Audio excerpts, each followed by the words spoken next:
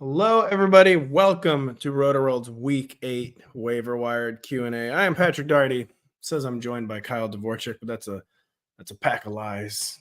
He's on some dusty road somewhere traveling. Yeah, he's going somewhere. I'm not sure where he is, but it's just me today. 6 p.m. Eastern, getting ready for Monday Night Football. Seeing how Brock Purdy bounces back from the first bad start of his entire career. Had to happen at some point, didn't it? Then seeing what's going on with the Vikings. KJ Osborne didn't know the system as much as some might have assumed in week, 6? Who was the other guy? Jordan Addison, disappointing first game without Justin Jefferson. We'll see how they do against that elite defense tonight of the 49ers. Kind of a weird week on waivers as I wait for the questions to start rolling in. No killer apps, really. Man, the past 2 weeks, haven't they been speaking to the wisdom of striking while the iron's hot earlier in the season, like a Puka Nacua, even a Jerome Ford.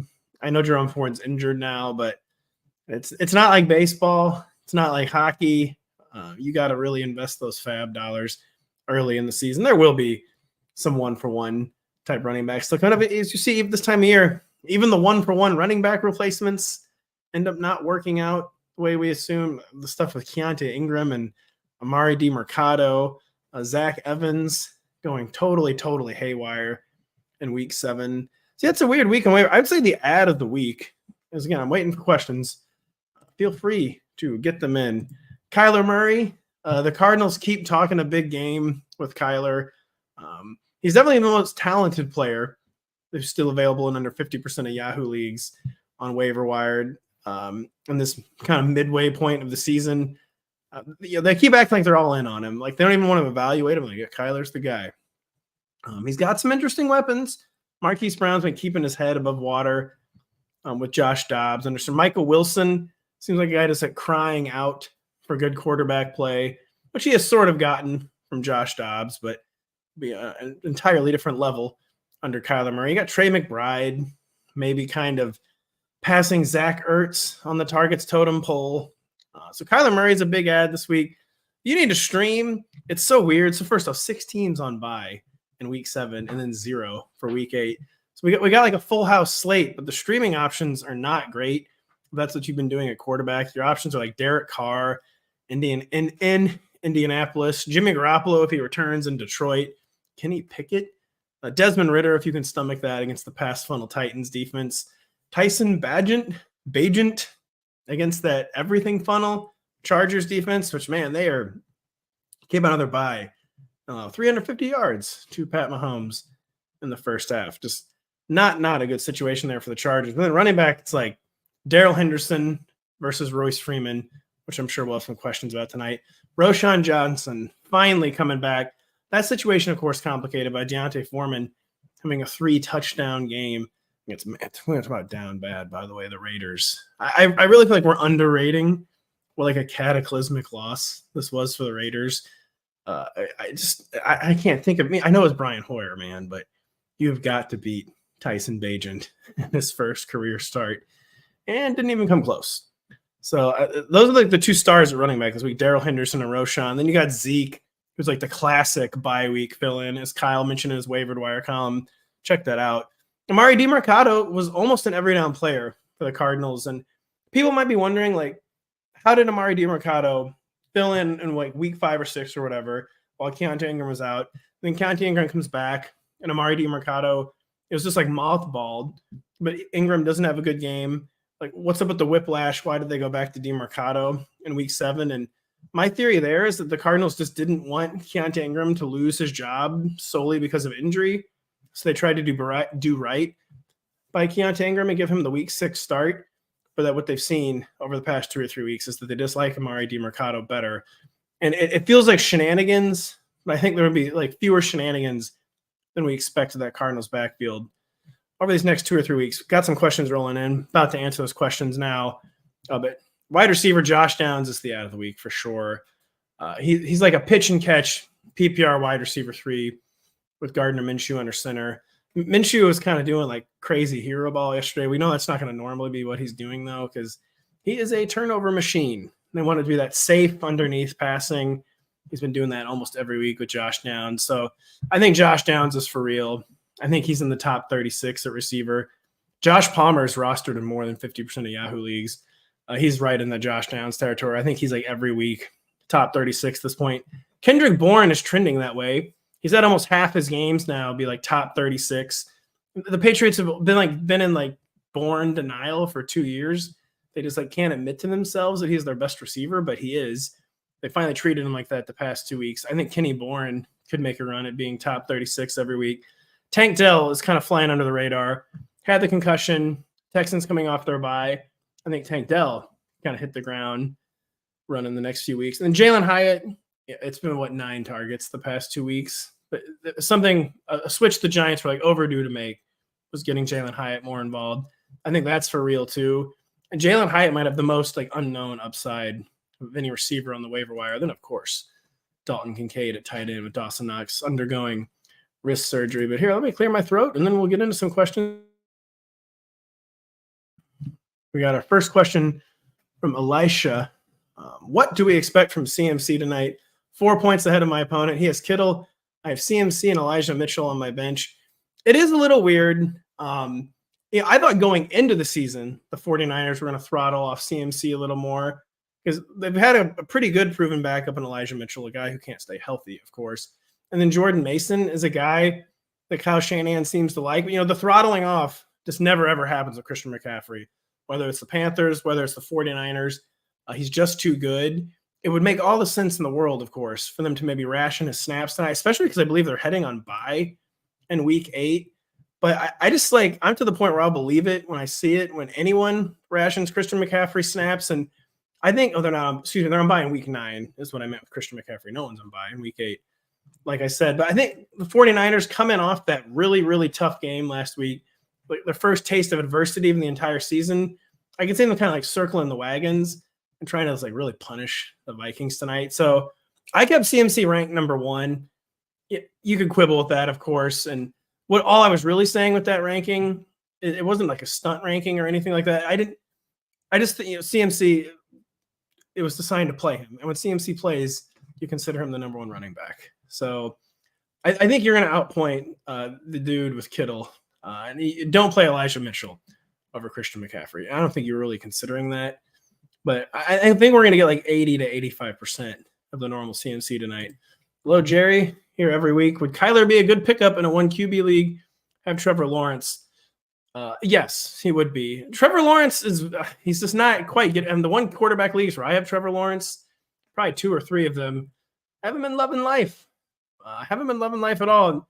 And it's just kind of like the ultimate Doug Peterson offense this year. He wants it to be balanced. He wants the ball spread around. I think there's got to be some positive touchdown regression coming for Trevor Lawrence, maybe in the form of more Calvin Ridley touchdowns, maybe in the form of a few more Trevor Lawrence rushing touchdowns. I think Trevor Lawrence can be top 12 more weeks than not. I mean, almost every week. But that he is someone where we're at the season's midway point, and he's definitely feeling like someone where I wouldn't mind playing matchups with him. And there's going to be weeks for sure where Kyler Murray has better matchups than Trevor Lawrence. So I think you'd still end up starting Trevor Lawrence probably 75, 80% of the time. But I don't mind piggybacking Trevor Lawrence or Kyler Murray. It's also a time of year, honestly, where I don't mind carrying 2 quarterbacks because there's so little proven upside on the waiver wire at this point. You're kind of just waiting for injuries to happen. And a lot of the true value out there is there's so many quarterbacks who should be rostered that just aren't because it's a 1Z position more weeks than not. Of course, there's only 1 guy you're going to be playing. But instead of having some no upside, go nowhere, wide receiver 5 or RB4 on my bench, I don't mind having a second quarterback this time of year, just so the week comes where you don't love the matchup for your usual starter, you have second option. So I don't mind. A lot of experts will make fun of you for carrying 2 quarterbacks, but I don't mind it this time of year. And so did you drop DeAndre Hopkins for Deontay Johnson? I don't think so. Very, very similar there. I would say the Hopkins yardage floor is maybe just a little bit higher. The ultimate ceiling for Hopkins is just a little bit higher. There's just not maybe the receptions floor is probably higher with Deontay Johnson, which of course matters in PPR. But from this day forward, I still think DeAndre Hopkins will outpoint Deontay Johnson rest of season. So not a huge difference. You need to have both on your team. Clearly, I'm assuming you already know that. And it must be a shallower league, and you don't have great options to drop. But I would rather have DeAndre Hopkins than Deontay Johnson. Hello, got Darrell Henderson over the weekend, down very bad at running back. Someone dropped Tyler Algier. Is he worth a pickup? Contingency, or can you start him on a weekly basis? Tyler Algier is in that great zone for a contingency running back where he does have standalone value. Tyler Algier is going to be someone more weeks than not where you're looking for reasons to get him out of your lineup, of course, and not reasons to get him into your lineup. But yeah, he has a 12 to 14 carry floor. A lot of weeks we know he's in that 15 to 16 carry range. The Falcons have been trying to open up the passing attack a little bit.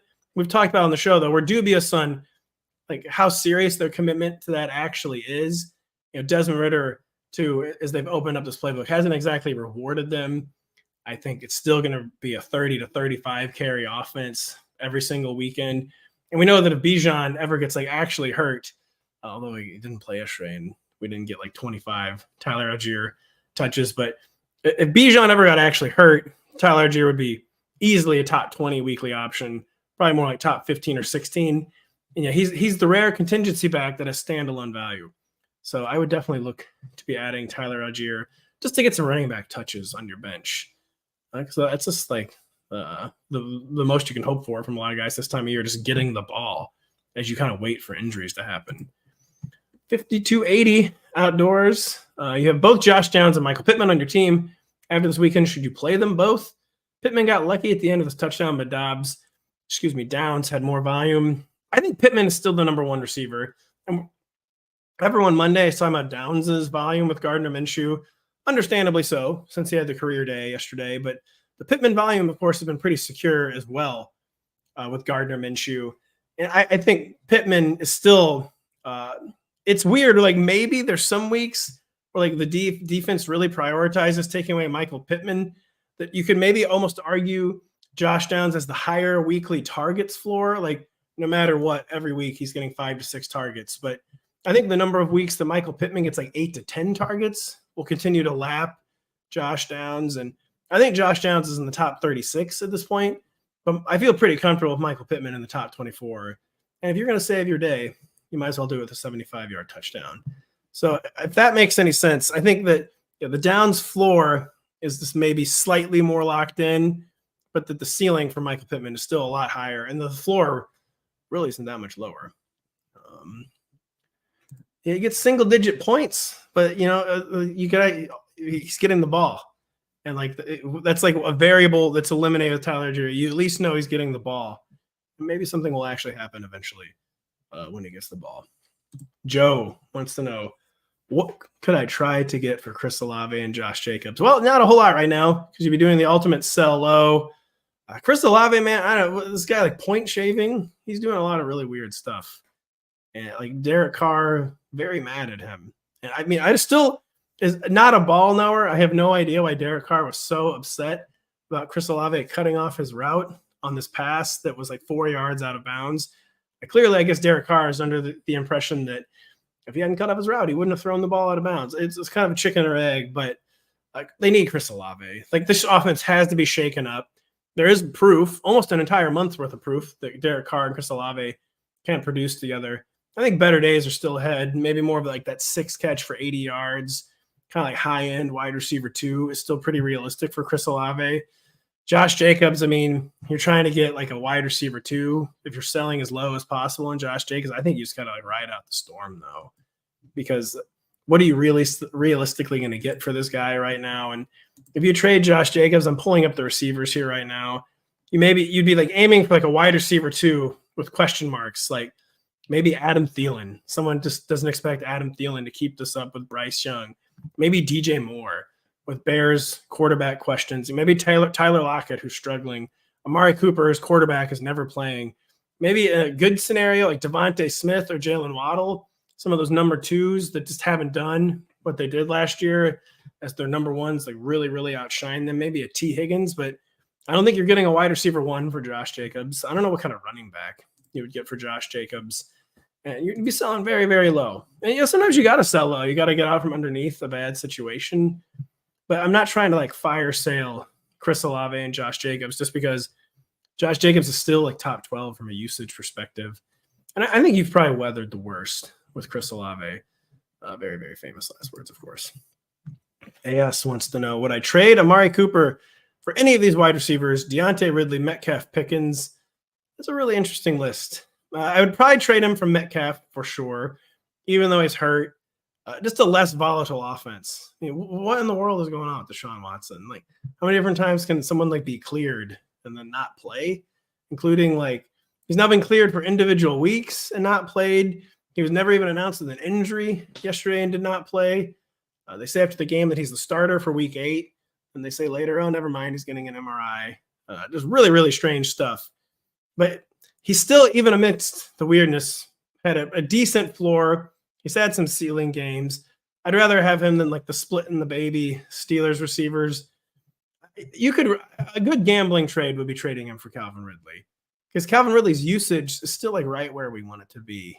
And just really the process has been fine. Stop me if you've heard this before, but the results haven't been great. I think gambling, trading Amari Cooper for Calvin Ridley and like a better second half for the Jaguars offense is a good gamble. And I would do it for DK Metcalf.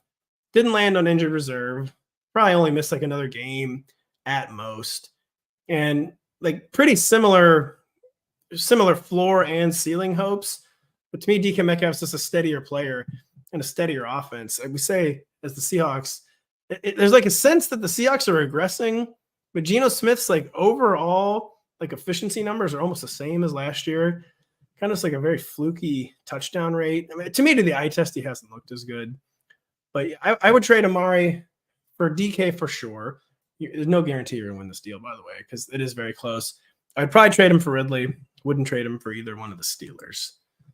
So there, the weekly question for SVLUU77. How you doing? Drake London dropped after last week. Dropped Rashee Rice for him. Smart move, dumb move. Leaning smart, but you drafted well. Yeah, smart move. Because like so far the ceiling for Rashee Rice has basically been Drake London's floor. Even like the bad Drake London weeks, he's usually catching like 4 passes for 50 yards or like 50-50 odds at a touchdown. Reason to believe Rashee Rice could establish a higher ceiling than he has shown in the second half of the season. I think new season highs for snaps and routes against the Chargers on Sunday. The only guy from that, that whole batch of Chiefs receivers showing any upside whatsoever. I think we will get a nice second half from Rashee Rice, but Drake London has a similar floor and a much more demonstrated ceiling. It just, I think, more weeks. They might start converging in the rankings where Drake London's been like kind of bumped back up the past few weeks. Maybe we'll have to get more realistic and like bump him a little back down again as Rashee Rice is ascending. But will Rashee Rice overtake Drake London in the rankings? I don't really think so. Anthony, you need 1 point tonight. Mason Mitchell or Juwan Jennings? Oh, my word. Juwan Jennings, and just hope you get 2 catches, because I really don't know what to expect behind Christian McCaffrey. And it stands to reason Elijah Mitchell will be the number 2. That supposedly the non-usage in week 6 was because he was coming off injury. But what if he just gets hurt again? What if Shanny has lost all faith in the guy? I just don't quite know. I feel pretty good about Juwan Jennings catching 2 passes and snagging you that 1 point there, to say nothing of the yards. I mean, even if he loses yards on both those catches, that should get you the point. I mean, it's also, though, there's so little difference between these options. You can trust your heart there, Anthony. But I would say Juwan Jennings. Pacheco for Puka, a good trade. Yeah, it is. I love Isaiah Pacheco. I was kind of all in on him over the summer. I was a little worried with the slow start, but the thesis of the play is finally paying off there, where he had to score more touchdowns than he did last year. I don't know, what is his actual touchdown count right now? Hopefully he's got like at least 5. He's got 4 touchdowns. I think more are coming for Isaiah Pacheco. The increased passing game involvement has been what we really needed to see. And it's not like he's Mr. Pass Catcher all of a sudden, but he's caught at least 3 balls, 3 of the past 4 weeks, 10 catches over the past 2 weeks total. Really, really nice to see that. Hard to trade away Isaiah Pacheco because I think he is legit. But Puka, I mean, we know there's going to be Cooper Kupp weeks, but I was pretty sure even with Cooper Kupp back, there was still going to be Puka Nacua weeks. It was really nice to get confirmation of that yesterday.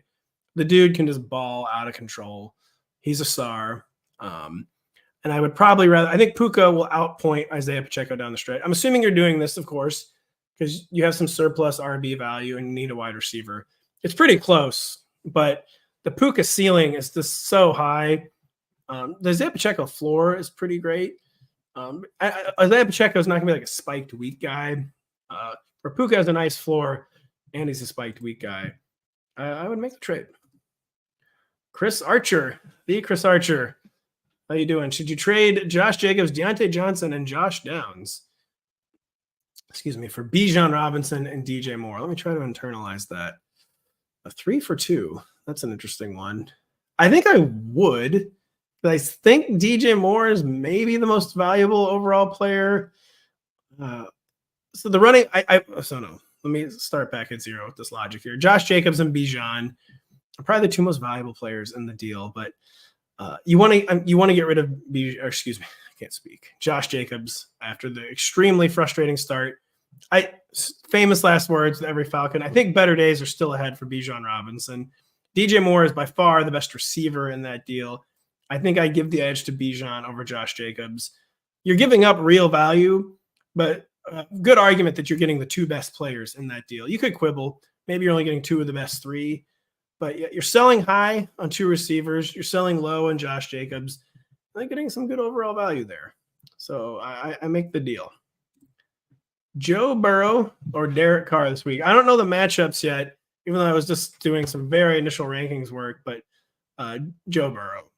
Derek Carr hasn't been quite the same since he injured that shoulder. Confidence is running very, very low. I think he has an okay matchup this week. Yeah, he does. The Colts. But Joe Burrow, I mean, I saw what I needed to see before that bye. And even in a tough matchup here like the 49ers, as we saw last week, the 49ers are kind of mortal after all. Joe Burrow is moving around pretty well before the bye. About the best possible timed bye ever. This game could be a shootout, even against that really, really tough 49ers defense. It's like the thing is like a Derek Carr ceiling week is almost a Joe Burrow floor week. And even in the tough matchup, I'm going to bet on Joe Burrow's ceiling odds over Derek Carr, just because it's even like a bad start for a healthy Joe Burrow is like 240 yards and 2 touchdowns. Whereas like a really good start for Derek Carr is like 280 yards and 2 touchdowns. So just keep betting on Burrow. I know it's frustrating with the matchup and with the very poor first half, but feel pretty confident in what we saw from Joe Burrow before the injury. If you're going to trade Josh Downs, who do you think you'd be able to get for him? I mean, you're getting like a boring wide receiver 3 if you're trying to cash in an unproven option like Josh Downs. Let me pull up the rankings and to see who some of the people might be. I mean, maybe you could get like a Nico Collins. Someone's frustrated with his recent slow streak. Maybe you get like a T. Higgins. Someone wants to just move on from someone who has not produced for them. They want like the hot new thing. Maybe you could try to get a Garrett Wilson and like a really good. How come Garrett Wilson has been coming on the past few weeks? Maybe a Marquise Brown. I think you're going to get like basically like a similar targets-based player with maybe hopefully a little more upside. Maybe Jacoby Myers, who's kind of like the rich man's Josh Downs. So as you can tell, I'm saying basically don't set your sights too high. It is quite possible Josh Downs will never be more valuable than he is this week. He's kind of like the shiny new toy guy right now. So yeah, those are kind of I would be pursuing other questionable wide receiver 3s. Mac, trade DeAndre Swift and Kareem Hunt for Bijan Robinson and George Pickens. Wow. I would not. I'm becoming a Bijan Robinson dead ender, but I think DeAndre Swift is the best player in the deal there. Jerome Ford is now injured. Kareem Hunt had already carved out a pretty solid like top 30, top 34 role. I would just rather have DeAndre Swift in that Eagles offense over Bijan and whatever the Falcons got going on. And Kareem Hunt is like a slightly better secondary option than George Pickens. I guess you need receiver help if you're doing the 2 for 2 and you're the only one getting a receiver. But I would stand pat. I would work on something else if you're trying to get a receiver there. Adam Fritz. You need TJ Hawkinson to get less than 10 points tonight. What do I think he's going to get? He'll probably get 10 points. He's become the ultimate PPR cash register. He's like backing his Camaro into the ATM every week. Like $100 bills are just flying out. It's a total scam. But I know he cooled off a little bit, but they need him. They absolutely love him. So, I mean, I would say there's like 69, I'm not even trying to make a joke there, to like 75% odds Hawk's going to get at least 10 points tonight. It's not like totally over for you, but it's not looking good. Do we think Brandon Ayuk can get you 27 points? Not the most likely outcome, but definitely within the range of outcomes, as we've seen with these big 3 49ers. When one of them's out, the other two usually feast. It's a great matchup for Brandon Ayuk. It's a big night. 27 points is a lot of points, even for a really good player. I mean, I put him in the top 3 or 4 for the week, I believe, in PPR. So I would say 15 to 20% chance you get 27 points from Brandon Ayuk. I would not be betting the farm on it, but you can have hope. It's going to be a frustrating night for you, though. You need like a first half touchdown or something. You're going to be sweating every single target. Hopefully you have like some other stake in the game, because that's gonna be a real tough watch. Ben, longtime viewer, longtime tweeter, his wife is gonna leave him if CMC gets 10 PPR points.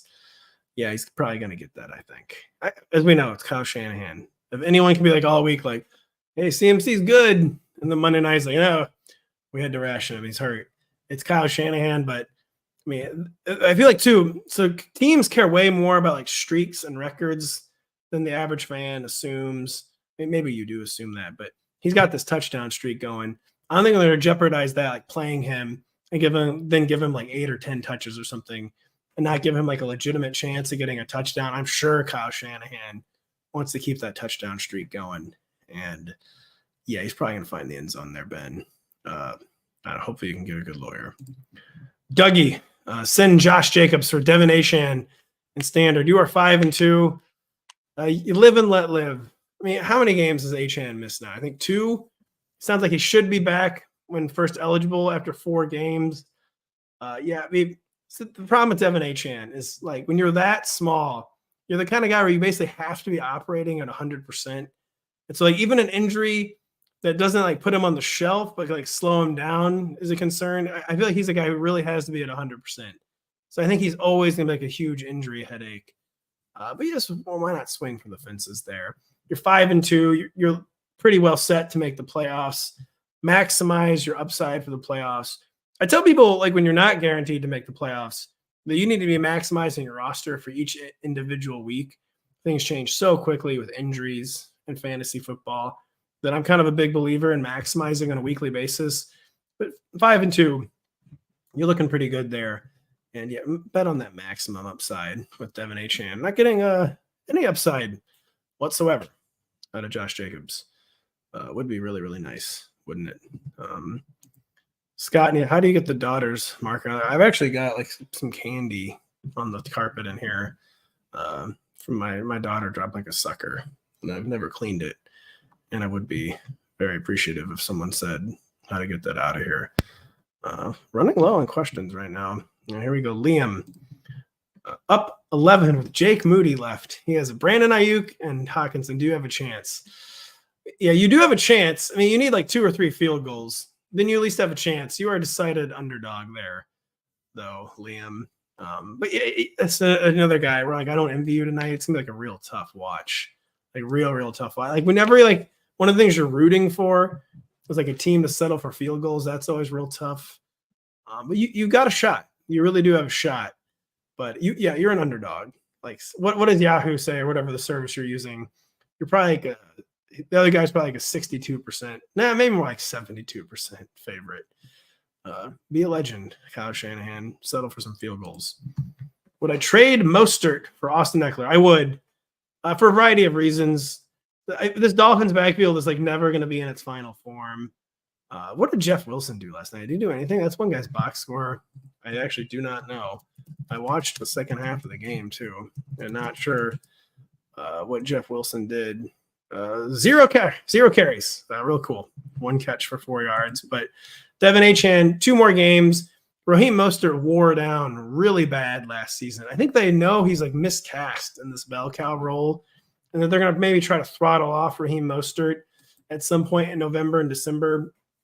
is they keep one eye on the playoffs and want him ready to go. Eckler, injuries so far, not producing the 2 or 3 games he's been playing, but I think you win that trade pretty comfortably. And that we haven't seen the best of Austin Eckler. I think it's a pretty good chance we've already seen the best of Raheem Mostert. Very injury prone. Last year, even when he didn't get hurt, he wore down. So pretty good chance, I think, that we have seen the best from Raheem Mostert. Okay, I was going to say 62 at first, so I was right. But yeah, it was 62 for the other guy, I meant. Be a legend, Kyle Shanahan. Be a legend. Kick some field goals. Brandon wants to know, what role do I see D'Onta Foreman playing when Roschon Johnson comes back? It's weird because everything went perfect for the Bears yesterday, where Tyler Bagent didn't derail the offense, sustained drives, and allowed D'Onta Foreman to accrue volume. They have another really good matchup this week in the Chargers, but this is going to be a lot different than that Raiders game. And I can see things going very haywire very quickly for the Bears. I think D'Onta Foreman probably is like real deal, earned himself a shot, like the primary early down duties. The problem, like, this isn't going to be a game where the Bears are like setting the tone, man, or like dominating the time of possession or anything like that. And I think even if D'Onta is like the actual starter in this game, it could very easily end up a Roschon Johnson game. And so the Bears are saying basically that Roschon should finally be back this week. And a really good game for D'Onta Foreman. He's clearly a good player. He was a really good player down the stretch for a bad team last year. But I could see this very quickly becoming a Roschon game where maybe he's missed too much time. They're not going to trust him in like the hurry up or the passing game packages or comeback mode or whatever. But the Bears, I think we're going to get a lot different Bears game this week. Where even this bad Chargers defense, the Raiders put zero pressure on so they put literally zero pressure on him from a pass rush perspective. Only took 1 sack. And then, they didn't match points with him. So what do you want to do with a rookie quarterback? You want to like make him have to throw. And he got to do all the easiest throws in the world. I think the Bears offense could go totally off the rails. And then I think that would be good for Roschon Johnson. Let's see here. You guys got a lot of interesting questions about tonight. Oh, yeah. Purdy's going to get over 9 points. I'm a certified Purdy hater. But he's going to get like at least 14 or 15 points. Scott, should you drop Roschon for Singletary? No. Hold on. Yeah. You've kept him this long. He's like become like a classic. You kept him this long type of player. Singletary. The Texans are coming out of their bye. I mean, maybe they'll be like Dameon Pierce they'll cut back his workload, curtail his workload, but I don't see any real reason to expect like a big change in Devin Singletary's usage. And I'd rather just see what happens with Roschon Johnson. We already know what's going to happen with Devin. Even if he like cut into the workload, it's not going to really create a lot of value for Devin Singletary. So it's kind of like, what would you even win when you win with Devin Singletary? It's unknown upside with Roschon, but I feel like the upside is very much known with Devin Singletary, and that there's none of it. So I would bet on Roschon Johnson. Thoughts on Josh Jacobs' rest of season?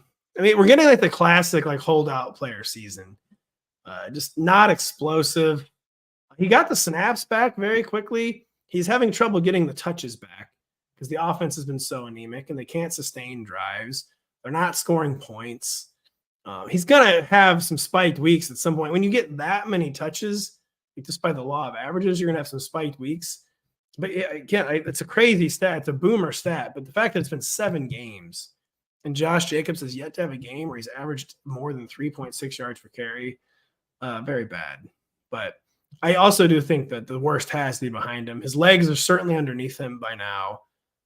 Zero touch competition whatsoever. Zamir White is like basically like on a milk carton. But he's like total touch based, like RB 9 to 12 range at this point. Whereas before he was touch based, like top 5, because it was even more touches and he was getting actual touchdowns and big plays.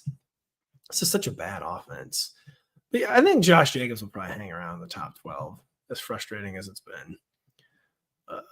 Just was putting a comment out there from Dre, Lamar's MVP. I don't know about that, but he had been kind of flying under the radar. He had been playing at a higher level than he was being given credit for. I'm glad that he finally had a blow-up week like he had. Trade or hold on to Devontae Smith. hold on to him because what are you going to get? You're going to get like another number two guy, or you're going to get like some RB2 with a lot of question marks. If you're only going to get like another number two type guy, at least hold on to the number two in elite offense. He's another guy where surely better days are ahead. He's already had like his worst half of football. He underscores a risk though that I focused on a lot with T. Higgins over the summer, not as much as like with Jalen Waddle and Devontae Smith, but these guys being an elite number two still only takes you so far because by definition, if you're an elite number two, the guy who's ahead of you has to be really elite. And they always end up sucking up all the oxygen in these offenses. And maybe like every other year, there's some outlet. Like last year, like Devontae Smith and A.J. Brown were a lot closer than they had any right to be. And even Jalen Waddle was. But like year over year, if you're betting, the number one is going to put distance between themselves and the number two. So that is always the risk with these really good number twos, is that even if they'd be a number one on a lot of teams, they're not number one on their team. And it becomes a risky proposition. But surely we've already had his worst football. Surely, right? Can't possibly get worse. And man, he was a really fresh fit last night, I believe it's called. So I see Devontae staying in the top 18. I don't even know what you could get for Devontae. That's a really, really strange trade situation. What with the situation of the Raiders, what can I get with the name of Davante Adams? I think you're getting like a borderline RB1 or like an RB1 people don't believe in. Someone like DeAndre Swift, maybe someone like Joe Mixon, maybe someone like Alvin Kamara. Basically a running back in a similar situation to Davante Adams, where a guy who's still getting work, a guy who's still a name, but people are just tired of. I mean, I don't know why anyone would be tired of what Alvin Kamara is doing, but I think that's what you're looking for, like another veteran type guy with volume at running back. Devontae is another guy where he looked a lot healthier yesterday and would have had a lot better day if it had been anyone other than Brian Hoyer. Jimmy Garoppolo is, of course, made of glass and is going to miss more time.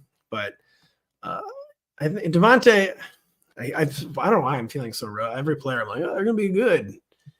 But I feel good about Devontae down the stretch. I think they might trade him. I'm sure they won't. I'm sure they're too pig-headed for that. And maybe, I don't know financially if they even can. Maybe they trigger some like weird cap charge or something. But Devontae looks healthy. I did think Devontae looked healthy in Chicago. So I'm going to try to bank on that. Let's see here. Jerry is feeling thin at wide receiver. You have Devontae Smith, DeAndre Hopkins, Jordan Addison, Tank. Should I try and get Justin Jefferson from the guy? He needs a running back. You've got a lot of running backs. I mean, okay, at least 2 more games out of Justin Jefferson. Justin Jefferson's like agent is like leaking to everyone. Like, I don't know, he's going to come back after 4 games. But they're really, really, really, really pressing the narrative that he's going to sit until he's like 100% healthy or until they pay him. And it does seem like one of those situations where it's not a clear-cut 4-game timeline. I would try to get someone that we actually know is going to play in the next 2 or 3 weeks is what I would do. If you're really seeking wide receiver help, it's an interesting shoot for the moon play. If I knew that including tonight, Justin Jefferson was only going to miss 3 more games, then I would say, yeah, release the hounds, go all in on trying to get him. But I think it could easily be like 4 or 5 more games. And at that point, you really played yourself. So I would hunt for receiver help somewhere else. Bob here has lost Justin Jefferson and Kyron Williams to IR. You managed to win the week. Oh, it's funny. You're talking. So I just answered your question, Bob, on Justin Jefferson. No, I am not confident. I mean, maybe they'll pay him. I don't know why they wouldn't pay him, unless they're planning to trade him in the offseason. But like he's like their building block now. I could see them paying him, but a lot of times like, a mid-season extension doesn't happen until really late in the year. For some reason, there's usually a flurry of extensions after Thanksgiving. So no, I'm not confident with Justin Jefferson. Who again, he's basically made it known he's not coming back till he's truly 100% healthy, or he gets paid. That's his prerogative. Not entirely confident there. Kyron Williams, he probably will, but it's at least 3 more games. I mean, who even knows what's going to happen in the meantime? I mean, maybe 1 or 2 of these guys. It's kind of a fluke that Kyron Williams had like consolidated all the work in the Rams backfield. the conditions that existed that allowed Kyron Williams to consolidate every touch do not exist anymore. So yeah, Kyron Williams, I think you kind of need to plan as if Kyron Williams will not be an RB2 when he comes back. Maybe he will be, but I think the conditions that made him an RB2 do not exist right now. Let's see what's going on. How do I view Dameon Pierce going for? I wish I knew. Dameon Pierce is one of those guys where every single week I'm like, I wish I had any feelings whatsoever on Dameon Pierce. I can't believe he's this unexplosive. I mean, they've had some really, really bad offensive line injuries. I actually don't know what the offensive line health situation is for the Texans coming off their bye. Has to be better. He's not this bad. He's not a sub 3 yard per carry guy. The good news for him is the Texans lack compelling places to funnel his touches.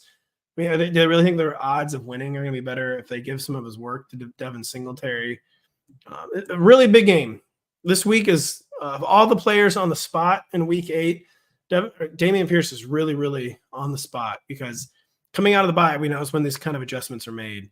And if he comes out of the bye and only getting like 10 or 12 carries, then it's like panic season. But I just don't know why they would do that. I think the Texans are basically in the same situation as fantasy managers where like, Dameon Pierce can't possibly be this bad, right? And our offensive line can't possibly be this unhealthy down the stretch, right? So I think you probably weathered I'm saying this to every player now. You probably weathered the worst, though. And yeah, I think we're going to get more of the same from Dameon Pierce. More of the same workload and hopefully more actual production. Should you play D-Hop as he's now moving forward? We'll be interested to see if Treylon Burks returns this week. He's not on injured reserve, is he? I think Treylon Burks. Might as well Google it. Treylon Burks, Rotoworld. I believe he's not on IR, and he is eligible to return this week. Treylon Burks seems like someone who'll probably play in week 8. Yeah, you should play DeAndre Hopkins. He's like a classic 6 to 8 targets every single week. What is he really going to do with them? I don't know. But he's like the classic, unless you have an elite team, you're not really going to have better options than DeAndre Hopkins, where you just kind of have to bet on his volume. And he'll score more touchdowns than he's been scoring. Yeah, I know it's Ryan Tannehill, but he's going to throw more touchdowns than he's been throwing. So, yeah, I don't know. You're going to play him still. I told you to roster. Yeah, I don't know. I really do that. Yeah, you can. The Akers thing's not happening. I thought that they were so over Alexander Madison that they were going to be overjoyed to get anyone who wasn't Alexander Madison. But it turns out Cam Akers is just maybe almost washed. And, yeah, I'm moving on from the Cam Akers thing. You got one more night. You get one more data point tonight. But I thought the Vikings, the telltale sign being they went out and got someone. We're over the Alexander Madison experience. But ever since they got Cam Akers, they've been even more into Alexander Madison. So that seems like one where, yeah, we got to admit defeat. Scoob, how do I feel about George Pickens' rest of season? Surprising 100-yard day for George Pickens. Maybe the most surprising 100-yard day for any receiver in Week 7. Didn't see that coming with Deontay Johnson coming back. My feeling is that Kenny Pickett is a guy who doesn't want like high degree of difficulty targets. George Pickens is a difficult receiver for quarterbacks to target. Deontay Johnson is a very easy receiver for quarterbacks to target. I think Deontay is going to very easily out-target George Pickens every week. But maybe I'd underrated that Kenny Pickett had actually developed chemistry with George Pickens. And even if he is difficult to target meaning he's in sticky coverage a lot. But maybe Kenny Pickett's just gotten more comfortable with that than I expected. Now with Pat Freiermuth on IR, it's a really, really narrow target tree. Allen Robinson hasn't done anything. Calvin Austin's not commanding looks. So you could ask me Sunday morning how I felt about George Pickens. I would have said he's going to have trouble staying in the top 36, but I'm glad we got that data point because getting a 100-yard game in the first game with Deontay Johnson back, that's a pretty compelling data point. I think he's going to be what he is, which is a frustrating wide receiver 3, lower end wide receiver 3, but that he's going to be like basically last year's George Pickens with a little bit higher floor, a little bit better ceiling odds, and not someone you're going to ever love playing, but someone who has 100 yards in his range of outcomes, and someone who has touchdowns in his range of outcomes. But the Freiermuth thing, that changes things too, because it's just a really, really, really narrow target tree now. Let's see here. blah blah blah. Not blah blah blah, you guys, but any thought? I was literally blah blah blah. But you know what I mean. I was just reading through the questions. Any thoughts about Hendo / Rams running backs moving forward? I mean, my thoughts are it's weird because listen, I know that he has system trust in Darrell Henderson, but if he had this much trust in Darrell Henderson, why wasn't he on the roster for week 7? Like, how can Zach Evans go from literally on the team to no touches to a guy who wasn't even on the team? It's very strange, but they clearly value how well he knows the Sean McVay system. He won the touch war. He won the snap war. Royce Freeman, he's not that guy. Royce Freeman's not going to be turning the tables here. I don't know how Zach Evans is going to be turning the tables after he literally didn't play. And then Darrell Henderson, he's settling into the Justice Hill area or RB 28, RB 36. He probably needs a better comp than Justice Hill. Justice Hill's falling out of the zone. Maybe in the Javonte Williams area. Just a guy, he's not an RB2. You're not overjoyed that he's your flex, but too many touches for him to be considered not a flex. Yeah, I don't see why Royce Freeman would be overtaking him. So the thesis of the player that he knew the system ended up being very real. So he could be. So no buys this week is one reason Darrell Henderson can't get in the top 24. But 4 teams on bye in week 9, maybe he'll be in the top 24. So I think we can believe what we saw. My short answer to my long answer is I think we can believe what we saw with Darrell Henderson, and that for whatever reason, he's the king of the hill right now. I mean, we got someone else with Shanny derangement syndrome. I know the feeling well. I'm always concocted 49ers, this gimmick tonight. It's not going to work. Now they can't win tonight, the Vikings. They can't do it. I'm a Shanny hater. I don't know why I'm a Shanny hater. His offense just kind of frustrates me to watch. But no, the Vikings can't win tonight. Thoughts on A.J. Dillon getting the most action? I don't know. It was weird because there's some guy I never even heard of who's getting touches also. Aaron Jones, I guess, this can't get healthy. His fitness level must be nowhere close to 100%. I don't know why Aaron Jones isn't catching more passes, though. The Packers, it's weird because they seem like they've been searching for ways to give A.J. Dillon fewer touches heading into week 7. I did not see that coming, him so decisively out-touching Aaron Jones. And I mean, I'm guessing, but my only guess is that Aaron Jones is still nowhere close to 100% healthy, and that they basically want to make Aaron Jones a bonus type player where anything we get from Aaron Jones is a bonus. We need to not overdo it with Aaron Jones. And with that precarious health situation for Aaron Jones, with the precarious everything situation with Jordan Love, that the touches have to go somewhere. And that A.J. Dillon's the most experienced. He's the most defined role. And that even though they know he's basically a sub-replacement level player, that they just don't have anyone else to give these touches to. So that's my thought. He did avoid any setbacks in the game, Aaron Jones. So you had to think that's somewhat of a low point for Aaron Jones. But, yeah, it's honest. I'd be lying if I told you I knew what to really think of that. And I think it's just that this is a bad offense that doesn't know who to give the ball. And A.J. Dillon's kind of their safe harbor. Do I believe there's a chance the Titans will trade Derrick Henry?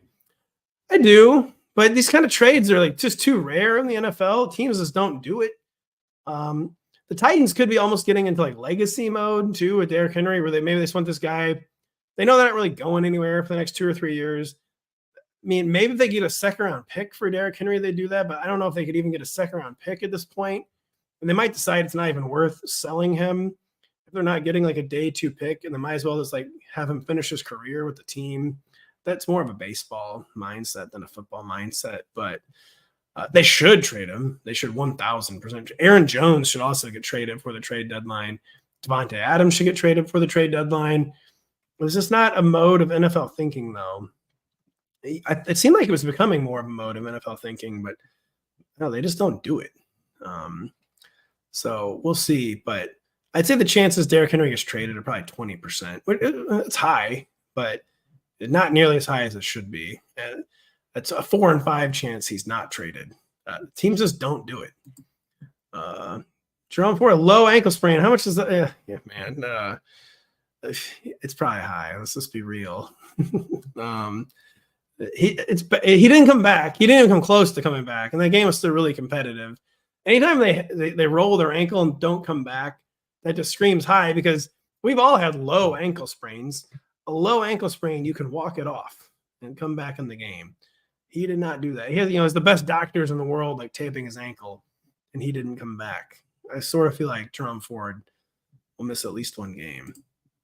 Thoughts on Garrett Wilson versus Chris Olave versus Jacoby Myers going forward? A lot going on there. I don't know. I think Chris Olave, status quo. Chris Olave in that 12 to 18 range, Garrett Wilson in that 18 to 24 range, and Jacoby Myers in that 24 to 30 range. The cop-out answer, but I haven't had anything to really shake up that status quo. The only thing maybe is Zach Wilson playing a little better. And even if he wasn't playing better, just an acknowledgement from the Jets, whatever. Zach Wilson's bad, but we can't handcuff our offense so much we're not even having Zach Wilson target Garrett Wilson. So Garrett Wilson can maybe flip Chris Olave, but I think the Saints know they got to get back more to weeks 1 to 3. Chris Olave, they got to start peppering their targets again. They got to get their downfield game going. The downfield passing attack has just been non-existent for the Saints since Derek. So Derek Carr, the first game back from his shoulder, where it was so evident that his shoulder was jacked up, but where it hasn't been quite that bad the past 2 games, but it hasn't made it. I think he's still hurt. But they got to change something. I think they're going to get Chris Olave going again, and it's a slightly better situation for Chris Olave than Garrett Wilson. I guess I'll end the chat here. I've been going a while. Tried to get to everything I could. Really, really appreciate you guys stopping by. Even though no Kyle, Mr. Waivers, isn't here. He'll be back next week. We'll both be back next week. We're going to be all over the site all week. Check out Kyle's Waiver Wired column. Check out my initial rankings. A lot of people don't even know. Go up free on the site on Tuesday in our league or season pass tool. You don't have to pay for our season pass tool anymore. You do have to log in. So if you want to give us an email, you can get the rankings early on Tuesday. Those go up at noon Eastern. Then the article, of course, comes out Thursday. Free as always. So thanks for dropping by. Hope you guys enjoy the game tonight. Hope you find some actual value on the waivers this week. And yeah, good luck. See you next Monday.